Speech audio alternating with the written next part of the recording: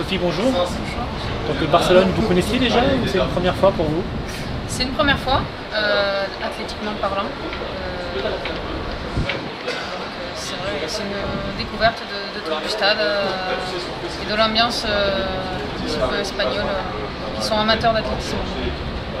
La première fois c'était en 92 je crois pour les Jeux Olympiques, mais... Ouais, mais là, oui. J'étais un peu petite, j'étais encore dans la voiture et c'est vrai que j'avais vu qu'il y avait les Jeux Olympiques. Bon, mes parents n'étaient pas encore très intéressés par tout ça et on partait en vacances, donc c'est vraiment, ça fait très longtemps. C'est dans un coin de ma mémoire, oui, c'est vrai. D'accord, ok. Et quel souvenir vous avez justement de Barcelone de 92? C'est ancien, mais c'est vrai que moi c'est Pérec, c'est la médaille de Marie-Jo, essentiellement. Okay. Donc vous êtes arrivé hier, je crois? Alors, pour ma part, samedi. Samedi, ouais. Puisque Toulouse n'est pas réellement très loin, donc c'est un voyage pour moi pas du tout fatigant. Vous avez déjà été sur le stade pour vous entraîner ou... Non, essentiellement, on a fait le stade d'échauffement qui se trouve à 10 minutes de l'hôtel. Parce que c'est vrai que le stade olympique n'est pas ouvert et encore accessible aux athlètes. Et je crois que c'est essentiellement d'ailleurs des visites pas très intéressantes pour nous. D'accord, ok. Donc là, vous rentrez quand en compétition? Alors pour ma part, c'est des séries mercredi 11h30 et puis la finale le vendredi soir. Donc là, vous êtes repêché, si on peut dire, de la rivière, hein, ouais, steeple. Ouais. Donc quelles vont être les prochaines barrières pour vous alors? Les séries. Les séries, ouais. Les séries, et il faut envisager ça au maximum. Après, j'ai été repêché. On va dire le niveau européen est un peu plus faible que l'an passé.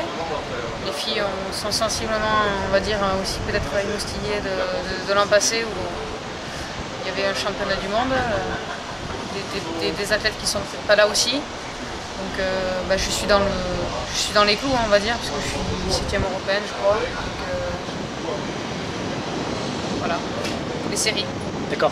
Donc 9,37,82, votre record, enfin votre record de l'année, hein, oui. D'accord, on s'entend bien. Oui. C'est suffisant pour passer les séries et arriver correctement en finale? Vous savez, moi je pars du principe que sur une ligne de départ, un championnat, tous les compteurs sont remis à zéro. Voilà. J'ai un record en 9,25. Vous regardez un petit peu au niveau des records, je suis très bien située. Il y a des filles peut-être derrière aussi qui peuvent passer devant, donc moi voilà, tout est remis à zéro. Voilà. D'accord. Donc les mondes à Osaka, les Jeux Olympiques à Pékin, donc là les championnats d'Europe donc à Barcelone. Ouais. Berlin avant. Comment? Berlin avant. Berlin, ouais. Donc là vous avez quel objectif précis pour au niveau européen? J'ai eu une année compliquée, c'est derrière, on envisage l'avenir. Au niveau européen, c'est une finale, bien sûr. Donc j'envisage les courses par course. Là pour l'instant, je suis sur mes séries. J'envisagerai autre chose une fois en finale. Mais là, j'envisage déjà, comme je vous ai dit, passer chez les séries. Donc, au niveau technique, Sophie, quelles sont les choses que vous avez travaillées récemment pour justement essayer de vous améliorer, améliorer ce record personnel de l'année, donc en 9,37? Vous avez travaillé des choses spécifiques à l'entraînement? Essentiellement, plus on approche d'un championnat, plus c'est de la prise de sensation au niveau de séances très spécifiques, proches de la compétition, sur des séries steeples, avec des passages de rivière pour ma part. Mais il ne faut pas en faire trop, pour pas non plus fatiguer l'organisme, et juste une mémorisation de bonnes sensations suffit. Le travail il est fait de toute manière en amont, c'est pas 15 jours d'un championnat qu'on révolutionne tout. Donc c'est essentiellement voilà, une séance très spécifique et une séance plus rapide qui va plus être sur du SP 1500 pour dynamiser, on va dire, la machine. Voilà. D'accord. Donc sur la rivière, c'était un petit peu votre point faible à Valence. On a vu que c'était un peu difficile parfois. Alors oui et non. Moi, je sors très bien de la rivière par rapport à mes adversaires niveau européen, niveau mondial. C'est vrai que j'ai beaucoup de mal quand je me retrouve tout seul. Pas de concurrents qui font que je suis aspirée, je sais pas comment, j'ai moins de prise de marque, et c'est vrai que quand je suis toute seule, j'ai beaucoup de mal.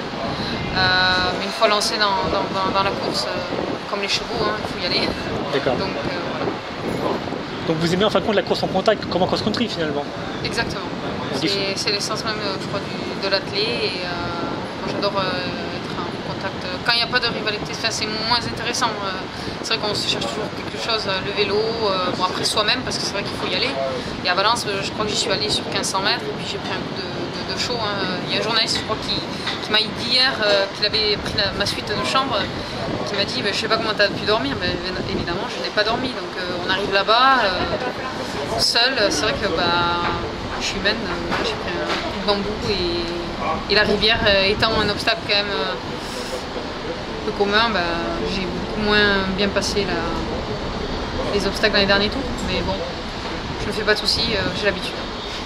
Sophie, merci, on vous souhaite bonne chance. Merci. Et puis à bientôt.